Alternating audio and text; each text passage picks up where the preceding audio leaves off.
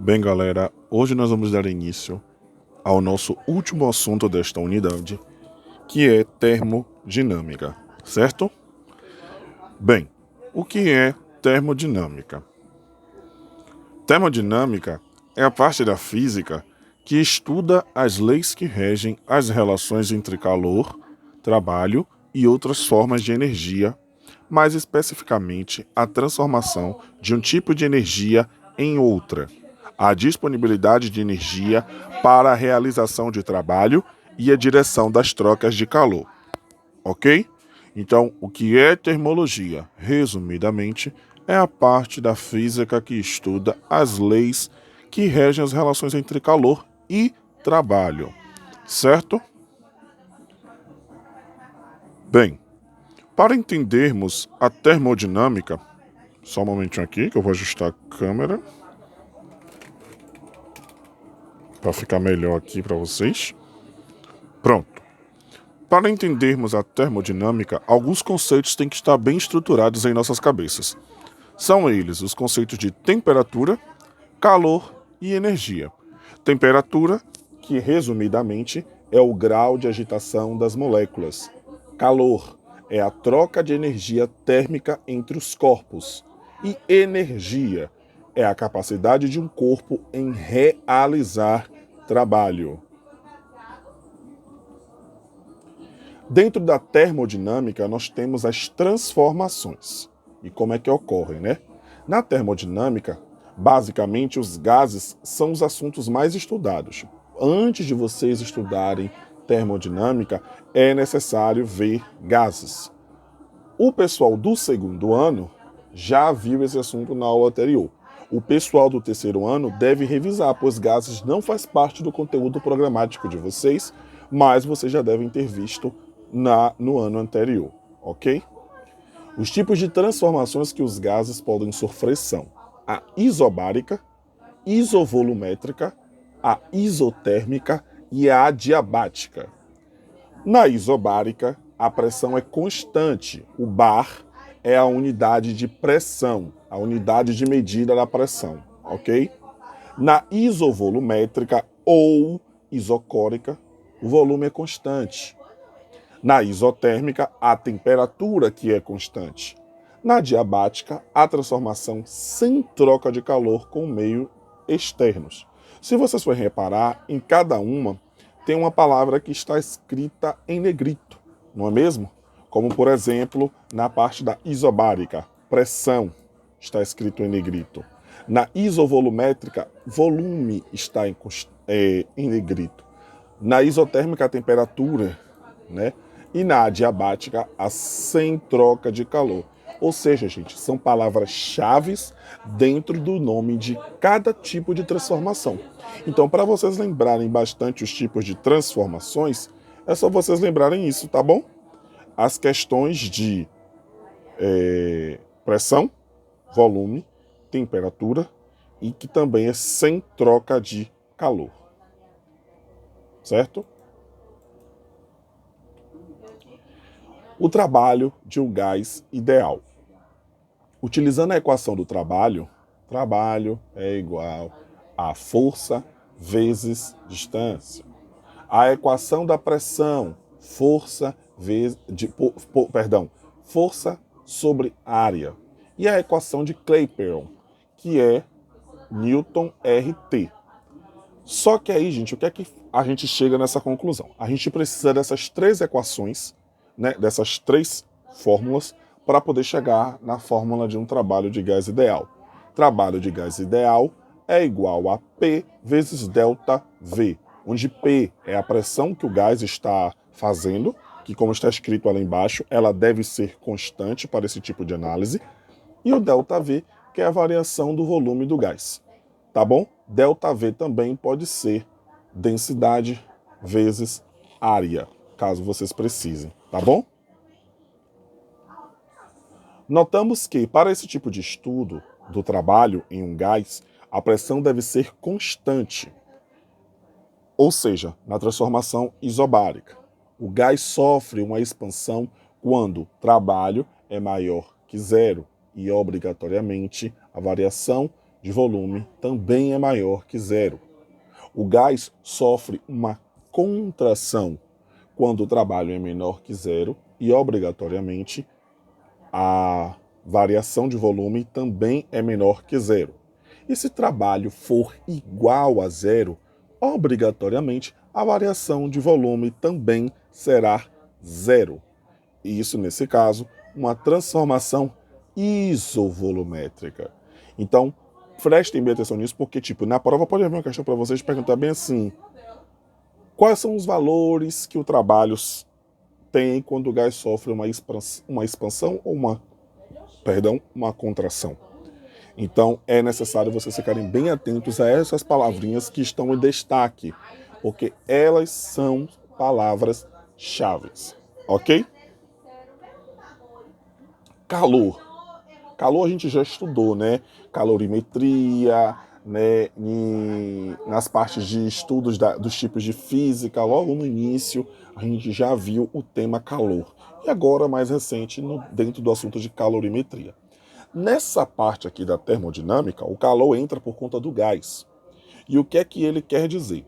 Se o gás recebe calor, ele é maior que zero. Se o gás cede calor, ele vai ter um calor menor que zero. Se não ocorre troca de calor e Q foi igual a zero, isso quer dizer que a transformação é adiabática. E a observação é que nas questões onde aparecer que a transformação foi muito rápida, brusca, instantânea ou algo do tipo, considerar que a transformação é adiabática, ou seja, que ela é igual a zero. Não ocorre uma troca de valor. Se atentem nisso. Energia interna, que é conhecida como ΔU, é soma de todas as energias das moléculas do gás. Está relacionada à agitação das moléculas do gás, ou seja, relacionada à temperatura do gás.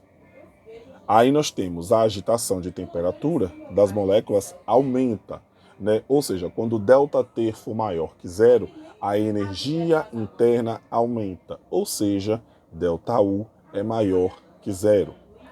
Se a agitação das moléculas, a temperatura diminui, ΔT é menor que zero. Sendo assim, a energia interna ela também diminui. E aí, nesse caso, a agitação das moléculas não muda, é quando a transformação é isotérmica, ou seja, ΔT vai ser igual a zero e ΔU também vai ser igual a zero. Não vai haver uma variação nem de temperatura e nem de energia interna, ok? E, por fim, nos assuntos de hoje, a primeira lei da termodinâmica. É a lei que relaciona a energia interna, quantidade de calor e trabalho de um gás, onde ΔU é igual a Q menos W. A dica, gente, que tem Q é calor, W é trabalho, certo? A dica que tem para vocês nessa parte da primeira lei da termodinâmica é a seguinte: pense que o calor é como a comida que você ingere para te dar energia e o trabalho. É a energia que você gasta para realizar as tarefas diárias, andar, estudar, trabalhar, etc. A energia interna será o saldo de energia ao final do dia. Por exemplo, a gordura, no caso de a quantidade de energia da alimentação ser maior que a energia gasta durante o dia. Ou seja, é que nem aquela coisa, né? Quando você come demais durante o dia, aquilo ali vai acumulando, acumulando, acumulando, e chega lá no final do dia, vai estar lá toda acumulada aquela gordura. Certo? E aí nós temos um exercício aqui para a gente ver, tá? Que caiu na prova da Universidade Federal de Santa Catarina. Mantendo uma estreita abertura em sua boca, assopre com vigor sua mão agora. Vocês podem fazer esse exemplo, tá? Né? Você faz aquele cano na boca, né? Com a mão, assopra. Nesse caso aí você está produzindo uma transformação adiabática. Nela, o ar que você expeliu sofreu uma violenta expansão. Durante qual trabalho? Aí temos a letra A. O trabalho realizado correspondeu à diminuição da energia interna desse ar, por não ocorrer troca de calor com o meio externo. Letra B. O trabalho realizado correspondeu ao aumento da energia interna desse ar, por não ocorrer troca de calor com o meio externo. Letra C. O trabalho... Deixa eu ver aqui se está dando para vocês visualizarem tudo. Tá assim. Letra C. O trabalho realizado correspondeu ao aumento da quantidade de calor trocada por esse ar com o meio por não ocorrer variação da sua energia interna. E por fim, a letra D.